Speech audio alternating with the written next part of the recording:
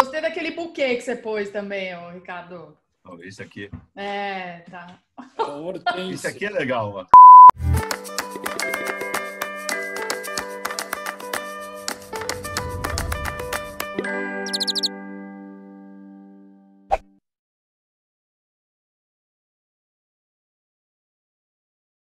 Quanto mais eu penso no assunto de índices, mais eu penso que ele é um tema interessante para a ESG. Não só pelo crescimento dos produtos financeiros, não só os fundos mútuos, mas os ETFs também ligados a índices, mas toda aquela discussão, né, Ricardo, que a gente não precisa entrar nisso aqui agora, mas o quanto que ESG pode ser considerado dentro do Smart Beta Investing, né, o Factor Investing, e ser um fator dentro de qualidade, talvez, não sei, mas tem uma discussão de juntar, né, Factor Investing com SG, que é uma tendência, tem uma tendência aí de crescimento, né? Então, eu acho que olhando para os próximos 5, 10 anos, a gente vai ver muito essa discussão de SG na indústria de índices, né? Em diversos lugares aí. Então, eu acho que faz muito sentido falar sobre isso. Não, e você olha assim, aí fora mesmo, o grande movimento é ir para você montar carteira, para o investidor montar carteira de ETFs, não é ficar montando. Quem que vai a próxima? Quem que é a próxima Magazine Luiza? Quem é a próxima Amazon? Tem público? Tem. Para isso tem. Mas assim, para a grande maioria, na hora de alocar o recurso, cara, começa a fazer assim, coloca 5, 6 ações na carteira, a tua grande instância já está bem próximo do índice. Então faz o seguinte, compra o índice, aloca ali Você já tem diversificação, já tem low cost, né? Exatamente. Tudo num mais produto barato, só. Fácil, rápido. E a chance e menor risco de você underperform, né, o mercado. Que às vezes com um fundo ativo. Você está transferiu, né, uma parte do trabalho todo, ele já está feito num ganho de escala, né? Assim, e sabe, tem ETF ativo, né? ETF de gestão ativa. Também tem isso. O que é o ETF? É um fundo fechado. Então, o cara faz um fundo fechado de gestão ativa. Então, tem isso daí. É menos, vamos dizer assim, é menos divulgado por aí, mas tem. Então, vai ter. A minha visão, no futuro, a brincadeira é só ETF. Aliás, a gente já falou de ESG, por que não tem um ETF de E, um ETF de S e o outro de G? Você pode criar produtos assim. Então, porque essa é uma discussão que está rolando, assim, que o pessoal discute, às vezes, assim, o índice de sustentabilidade, né, que nem no caso da WISE, que durante 15 anos, né, é o índice de sustentabilidade. E isso é como se você fosse falar assim, então vamos pegar o índice de empresa que dá dinheiro e vamos ter ali um índice, né, para uma coisa complexa, como se tivesse um índice que desse conta de tudo. Na verdade, não. Você pode picotar aquilo em várias vieses e você balancear e montar isso de acordo com a especialidade de cada uma dos enfoques, né? Mas a graça é justamente essa. Ao invés de você fazer você monta uma família, inclusive lá dentro você pode pegar e segmentar. Então, Sim. assim, até o pessoal que é mais ambiental mesmo, em todos os aspectos, assim, 100%, até aqueles que estão trabalhando, estão caminhando nisso. Quer dizer, olha, uma parte da minha cadeia, eu não tenho como ser 100%, eu consigo ser certo negócio, ele não vai ser 100%, ou pelo menos hoje não vai ser 100%. Mas eu consigo ser 70%. Legal, então, posso comprar essa ação. Sim. Então, Você se aproxima de fundos temáticos, né? Você pode se aproximar de fundos temáticos e realmente fazer ETFs temáticos, né? Como você pode fazer por geografia ou por setor, ETF de tech, por exemplo, né? Você pode ter um só de clima, um só de... Enfim. Não, mas é o que você tem, como assim, você tem tech, dentro de tech você tem biotech, você tem e-commerce, health tech, fintech, aí você tem isso daí. Então, bem, a mesma coisa, eu acho que muito do SG, se começar a segmentar, vai ter vai ganhar um espaço muito maior, porque vai ter muita gente querendo, legal, aquele lá eu não consigo ser, mas esse meio eu consigo. Então me coloca ali, porque é aquela coisa, essa semana mesmo, a Tesla entrou no índice do S&P 500. Qual é o impacto disso? O preço dela subiu. O preço dela subiu por entrar no índice. E já tem uma série de estudos mostrando que isso causa efeito. Então, aumenta a liquidez. E é aquela coisa. A Tesla entrou no índice.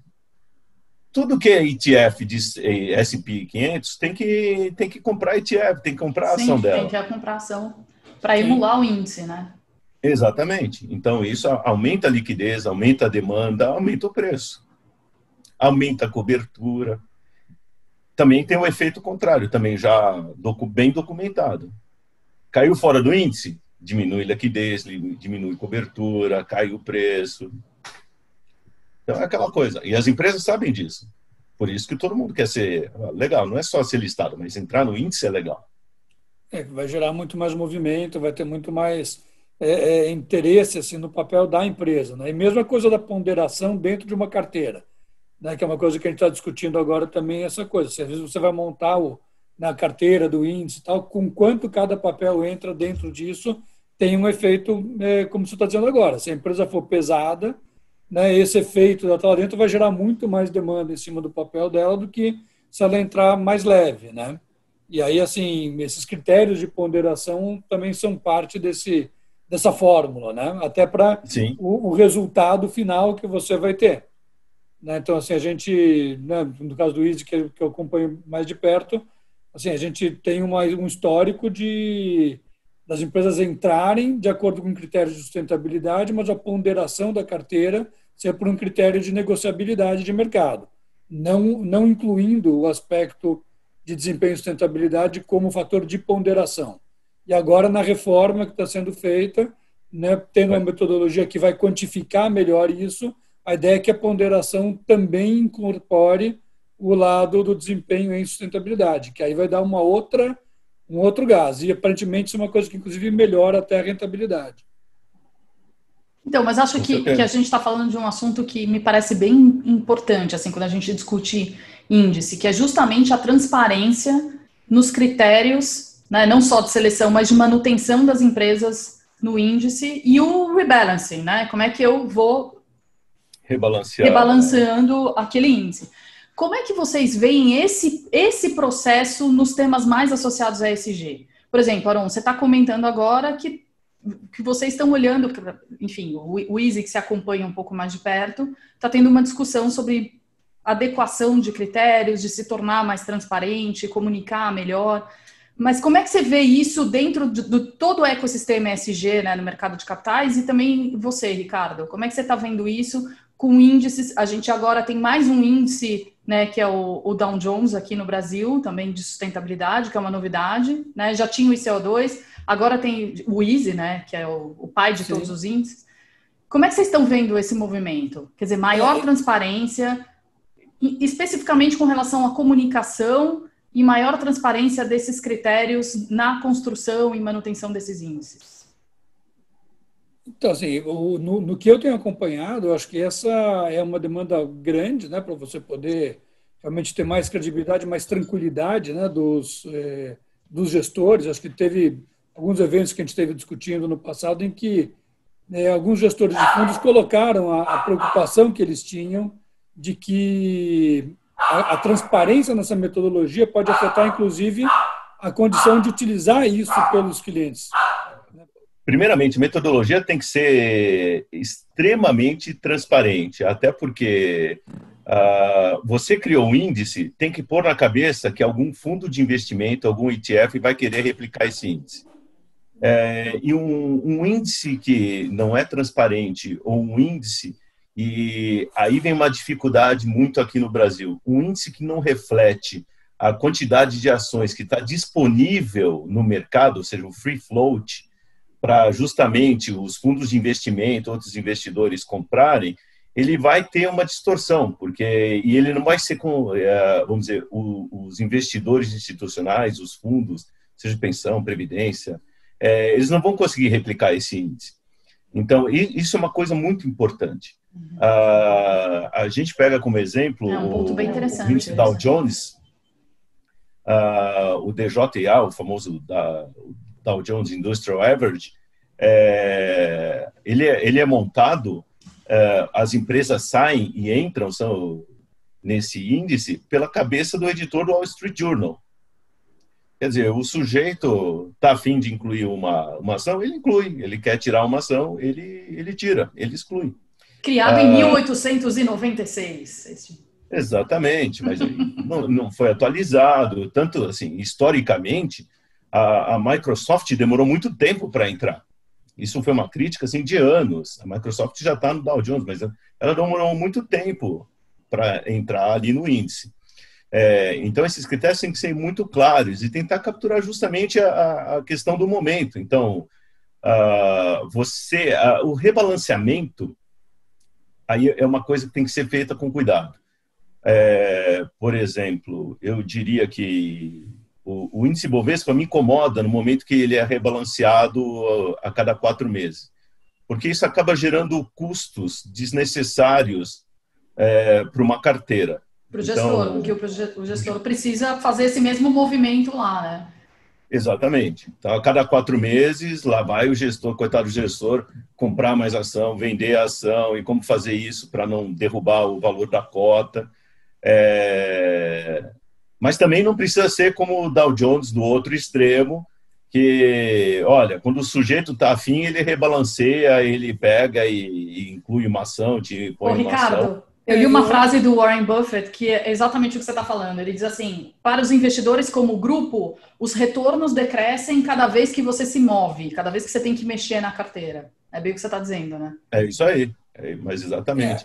Então, agora uma coisa que eu acho que assim, nessa questão dos índices do rebalanceamento, né, você tem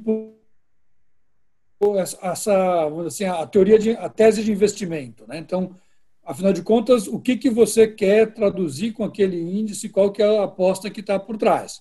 Então, assim, acho que você ter algum grau de atualização justificada, né, que ela te permita se manter fiel, aderente àquela tese de investimento, faz parte do jogo. Então, acho que a questão da boa gestão aí é você achar um bom ponto de equilíbrio, né, para ter esse produto que ele não onera para quem está operando de um lado, mas também ele não perde o contato com a tese de investimento, que é a ideia que está por trás, né? Então, assim, eu acho que achar esse ponto de equilíbrio, esse balanço é super importante, né? E aí tem as várias táticas, né? Então, aquela coisa, no caso do índice, por exemplo, de novo, só serem convidadas as empresas que têm maior liquidez, né? Para participar do processo seletivo tem exatamente a ver com essa disponibilidade de papéis.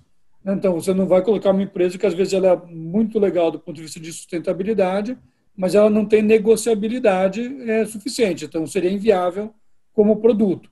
Então, esse tipo de balanceamento, vamos dizer assim, de ajuste, né, na maneira como o produto vai acontecer, eu acho que ela é uma das chaves aí, né, para ter um produto com sucesso e que vá crescendo. A confiabilidade também, acho que é um outro fator super importante, é entender que quem está bancando aquele índice, quem está mantendo o índice, sabe o que está fazendo e tem uma credibilidade na aplicação dessa tese, né? Ou seja, ele não tem só uma boa ideia, mas ele sabe executar aquilo de uma maneira crível, de uma maneira que acompanhe, né, a realidade e a percepção dos atores e o movimento do mercado, né? Não, deixa eu até aproveitar o que você falou, Aaron, concordo. Inclusive, eu gosto de dizer assim que não olhe o índice como comportamento do mercado. Eu acho isso errado. Um índice é uma estratégia de investimento, é o termo que você usou, uma tese de investimento. Assim como o Ibovespa, ele não mede o comportamento da Bolsa. Até porque tem, por volta, faz 60, 70 ações lá dentro. Então, na Bolsa tem mais do que isso. Tudo bem, de menor liquidez, mas tem mais ações do que isso. O índice Bovespa ele deveria chamar assim, índice das ações mais líquidas, ou índice das ações mais negociadas. E não tudo bem criar outro nome e tal para ele, vamos respeitar isso, mas é isso que ele mede. Tanto que, por exemplo, superar o índice de Bovespa não é um bicho de 7 cabeças para os gestores. Então, É só ele, por exemplo, também aproveitando o seu comentário, é só ele colocar um pouco de small caps, um pouco de ações de empresas menores, de menor liquidez, que ele consegue isso. Aliás, até também, por que não criar um easy small caps? Um easy de baixa liquidez? Até naquilo que a gente está comentando, de você pegar e segmentar, assim, dentro desse mundo ESG, tem uma série de estratégias ou índices que podem ser criados, ETFs que podem ser criados a partir desses índices, que são estratégias de investimentos interessantes e que vão dar uma rentabilidade maior.